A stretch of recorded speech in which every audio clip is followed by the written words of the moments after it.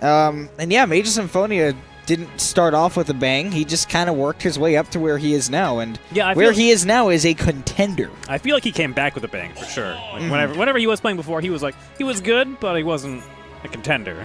Now it would be like, you know, he could get top 8 at a Shockwave if it was like an off week back then. But yeah, if he just played really well. Now it's like I would be very surprised if he did not get top 8 every tournament. And in this matchup, well, actually, I know nothing about this matchup because, quite frankly, I've never seen it. I mean, who has seen Olimar versus anyone outside of like the Buzz counter picks?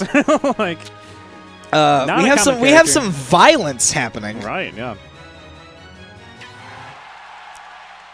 Obviously, I don't think that's just Army's sense of humor. Right.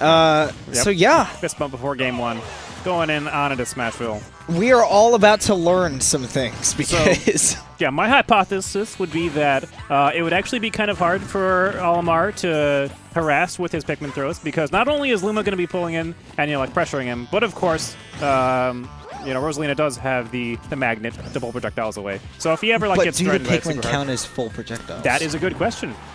I do not know. So, assuming that is false, assuming that is true, that they cannot be, gravitationed, then that hypothesis would be completely wrong, and then we will move on to a new one. But so far, that's would gravitational pull just pull the Pikmin onto you? I don't think so. Okay, yeah, he did pull the. Wow, it just ate the purple Pikmin. It just killed it.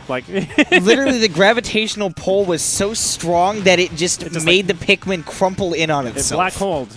Monique. There is now just a small black hole formed in the center of Smashville. And just where Pikmins go to die. Look out, Tom Nook. So far, what you're saying is correct. As it seems, I mean, Army's using Olimar's rather decent speed to get in and use aerials, but he's definitely not using the Pikmin throw as much as he would in other matchups. Yeah. What was that grab? Oh, hello and goodbye. Back throw on the platform. I don't know if that was what Pikmin he had there? It was blue. Was it blue? But that grab range was like, that would literally look like Melee Marth grab range. I mean, it's Olimar. His Pikmin don't go really far. Wow, the backside Olimar? of that up Olimar, huh? So, anyways, game even insofar as this first stock is gone. Yeah. I said the word insofar, but I didn't know where to go from there because I forgot what it meant momentarily. Yeah, that's always bad. Words are hard. Yeah. Damage. If you try to get fancy. Yeah, then it just gets harder. Yeah. You try to do a fancy dance step and you stumble and oh, whoa, crap. Not only did I stumble and screw that up, but now I have to go into some other move after this. Yeah. So Mage is playing a rather physical game with Rosalina. Yeah, that is actually one thing I was going to say is that while the gravitational pull seems like it does nullify the Pikmin, he has mostly been nullifying the zoning by just being in Army's face and just pressing buttons. Yeah. And probably a little harder to do now he doesn't have Luma. Okay, a fourth throw to put him on the platform. I actually really like that from Army because then he can kind of harass him with the up airs. And with the Pikmin throws, too. Yeah. One of the tricky things is actually getting Pikmin off you in this game can be kind of difficult. Yeah, especially if, I mean, Rosalina might not have as hard of a time with it because she does have that forward air and that neutral air, and those will hit all around her. But yeah, it's surprisingly hard because you have to use the right hitboxes. Yeah, and the right hitbox is depending on where it is currently latched to you. He did the neutral air earlier, and it just completely whiffed on the Pikmin just because it wasn't attached to the right buttery body. Right. Oh, wow. Smash. Hello, Luma. That is Luma. Luma is angry and strong. That is. And golden. Can you just zoom in on Luma for me and then just caption it fear? Right, yeah. This game's winner is Luma. Yeah, I mean, yeah. Luma is definitely a big reason. I mean, even playing just as Rosalina without any Lumas, I mean, Mage would... yeah, I feel like him in particular, he is good at playing without Luma. Yeah. A lot of Rosalinas get overly evasive or just completely panic and press buttons and enter into scrambles that they lose. But Mage is really good at tying and towing the edge of where he can be aggressive and still being safe. But we're going to see a character switch here. Bayonetta. I didn't mean to alarm you or interrupt you, but I've never heard about this. Yeah, I mean, it doesn't surprise me too much because Army is, of course, one of the warriors in the shadows. So it would not surprise me. I mean, he could have been working on Bayonetta for months before this point in time, and we would have no idea about it. I guess that explains why I've never seen Army memeing on Bayonetta players. Because that Maybe. seems like exactly the kind of thing he would do. Oh my! Okay. Okay, we live in. Not pre-patch. Yeah. That would have been an incredible turnaround if he did get the kill, but Mage gonna retain his lead.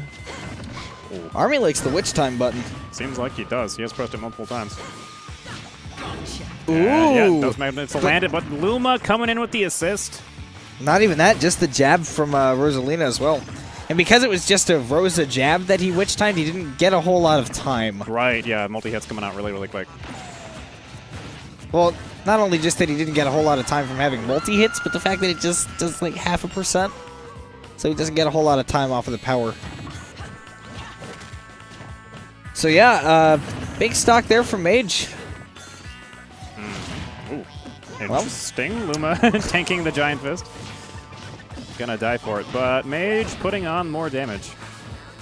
Yeah, Mage is, I mean, we've been talking about it. Mage is super good at putting on damage. Yep. And then eventually he'll kind of be like Mario and he'll do a lot of up smashes or the such. Yeah, he's actually really good at landing up smashes. It's something we've talked about in past weeks, how like he very rarely misses them.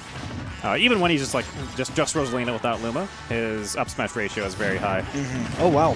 Gotta be careful going off stage versus Bayonetta, though. That up B is gonna tank lots of stuff, get the stage spike with the back air to finish off that first stock. Army is kind of back in the game now. That was...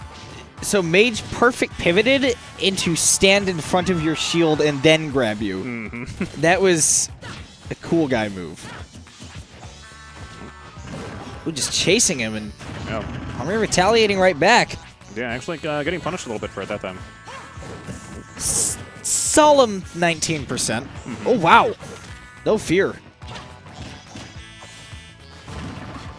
Okay, the scary. Oh, no, don't do that. That's mean. Oh, yeah, down air. That is going to be up smash. Unsafe. Punishable. Very, very unsafe. Mage going to walk away with that set 2-0. Yep. Rather quick. Interesting. Yeah. But now we know Army has a Bayonetta. He has a Bayonetta. Well, and it's unfortunately for him, it's not like Mage doesn't have experience in the Bayonetta matchup. Yeah.